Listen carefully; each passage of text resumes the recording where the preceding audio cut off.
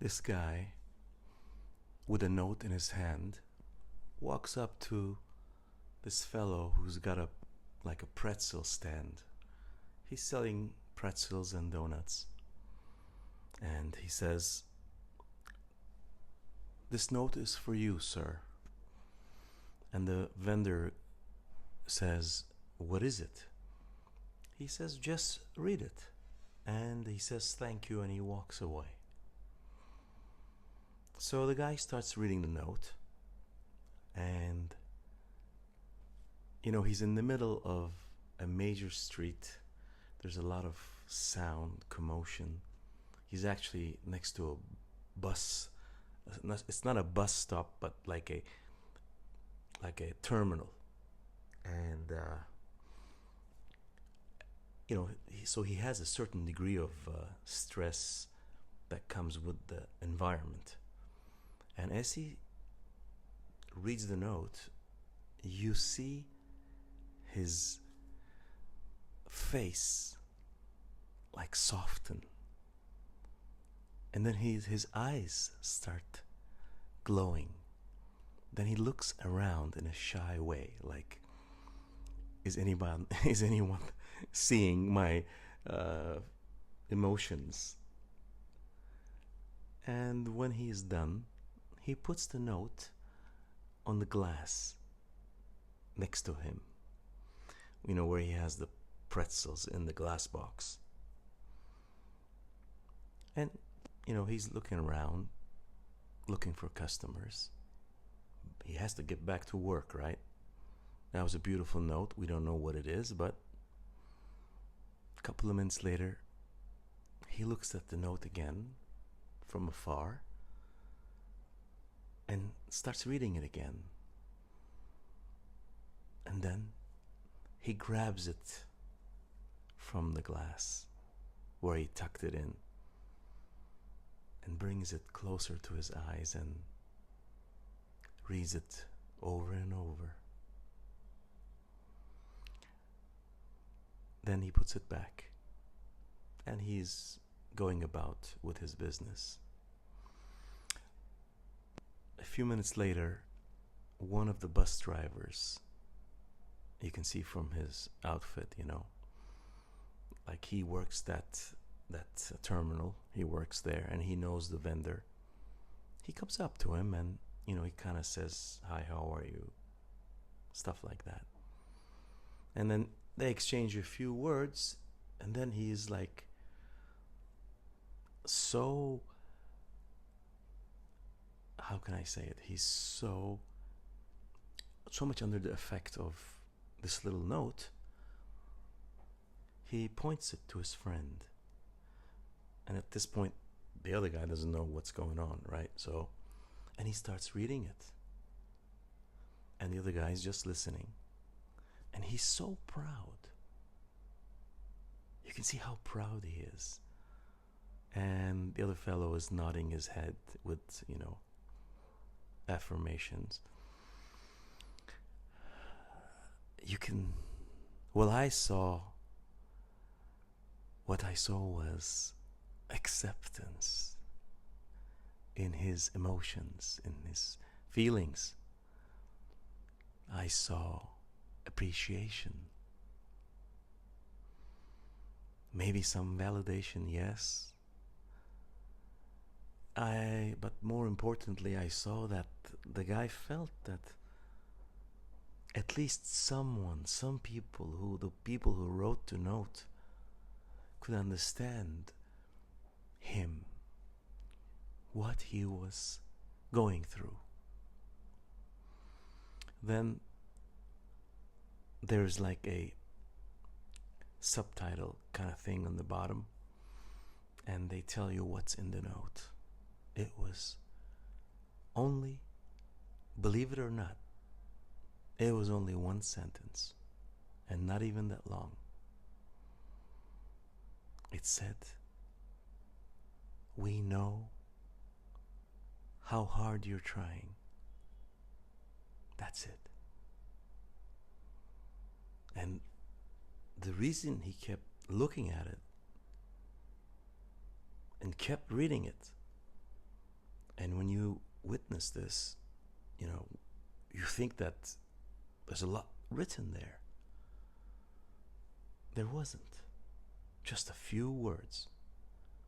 But it created so many feelings in him. So many emotions. Talk about making someone's day, or week, maybe month, or maybe something that they would not forget for many years. Or maybe he's going to put that note in his wallet, and every time he feels he's had too much and he feels he's ready to give up, he will read that note. At least somebody understands me. Or maybe he's just going to leave it on the glass there as inspiration through the tough days. You know, before the note came, you see the guy, as I said, in that environment. He was giving a struggle. He was struggling. He had to be tough, protect his goods, make sure he doesn't lose a customer. It was, he was under stress. And sometimes when there is, when you see his reaction to that one sentence, you think, does he get, maybe he does, but it didn't seem like it. Is he getting enough appreciation from his family that he's struggling for? Probably standing 8, 10, 12 hours each day, and every single day, just to make the end of the month. Because before the note came, he looked irritable. So many people coming asking you questions. Maybe they're telling you they don't have enough money, or can they take one pretzel now and pay you tomorrow. And you have to make all these decisions, fighting all day. And when we go home at night, maybe we have an understanding, loving family, but we see that it's not enough because life is expensive, and it's getting more and more expensive. It's getting tougher and tougher for those guys. It could be where he works, what he does. Again, life conditions. All these things, day after day, they can make us very irritable, and we find ourselves get irritated more often than we want to, and quicker, like we have a short fuse.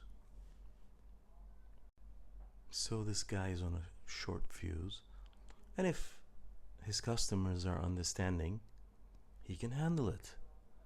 But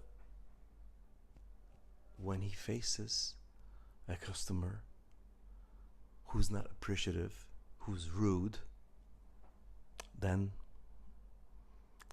irritability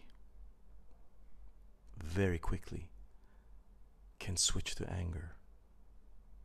And we end up doing things, saying things that we never really meant to. This whole thing seems to be so much out of control. We try to control. Some of us, I'm sure, have similar conditions. But we ask ourselves the question, is it me? Is it me who is getting irritated, or is it them who do things that irritated me? Which is it? Or is it a combination of both? So, where is the answer? How can we approach this to better understand, to deal with such emotions when they arise. A wonderful example is water. Plain water. I'm sure all of us handle water sometime during the day, every day. We drink it, we make a cup of tea or a coffee, we take a shower, we wash the dishes, we wash our clothes, we go to the bathroom, wash the car. Water is always there. And it's there, but it can change its structure. And how's that? We put water in a pot and we turn the stove high. 5 minutes later, it starts boiling. The water that you are able to drink 5-10 minutes later, whatever, it starts boiling. And if it spills on you, you'll get major burns. And then you have steam. Imagine a pressure cooker. If you put the pressure cooker on low, the amount of steam coming out will be low. You can just release it from the valve. But imagine leaving it on high, the pressure cooker, with the valve closed. What's going to happen? That steam that was manageable, which we could have let out from the release valve, would have just come out and still continue cooking and give us a delicious, nutritious meal with all the vitamins in it. They say it's the best thing to cook with a pressure cooker, right? For supper.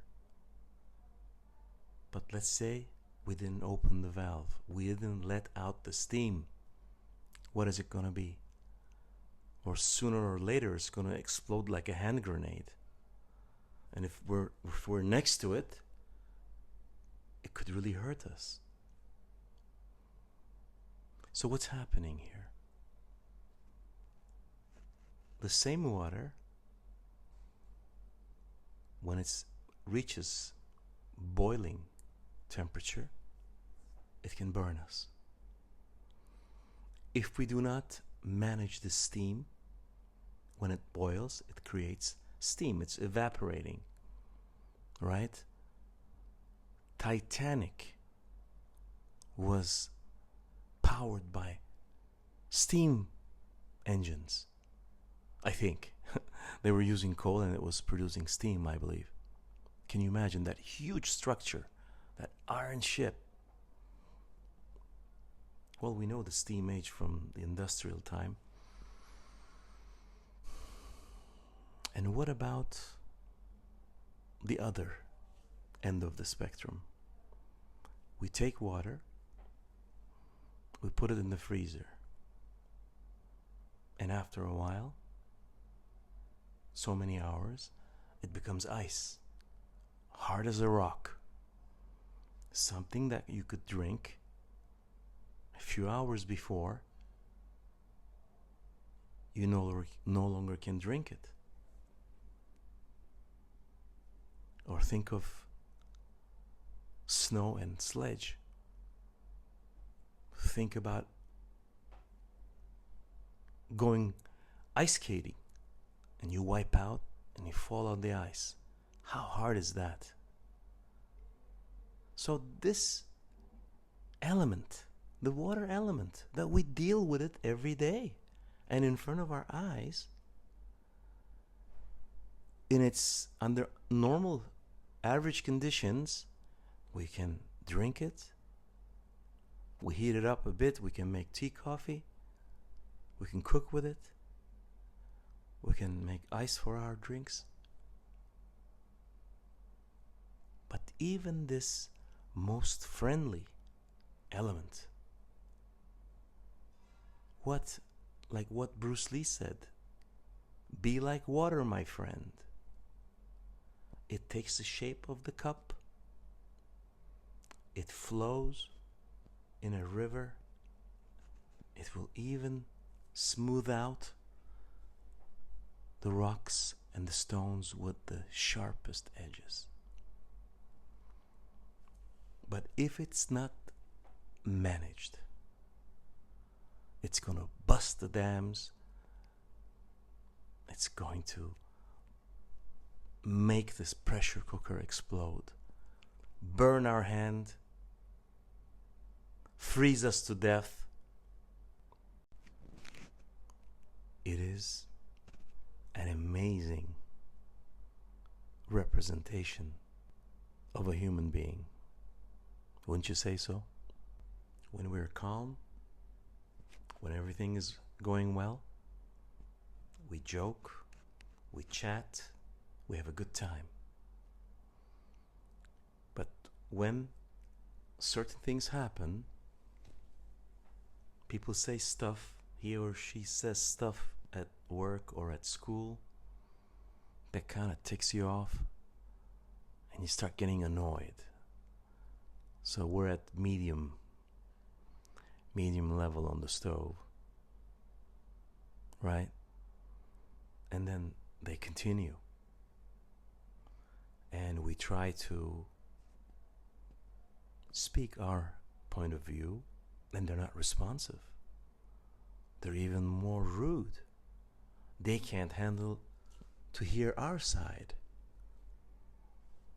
So unless we find that pressure valve to release that steam, it's going to behave. Or the end result is going to be just like the pressure cooker. So what's the lesson here? Why are we talking about this? Because we all know this. But knowing and being aware of it is two different things. And what we need to be aware of here is that the essence of water, even if it's steam, even if it's ice, it's still water. It's just changing its composition, its shape. I don't know the exact word. So we need to understand and be aware of our own true essence, because it's not steam, it's not ice, it's not boiling water. Our true essence is beautiful.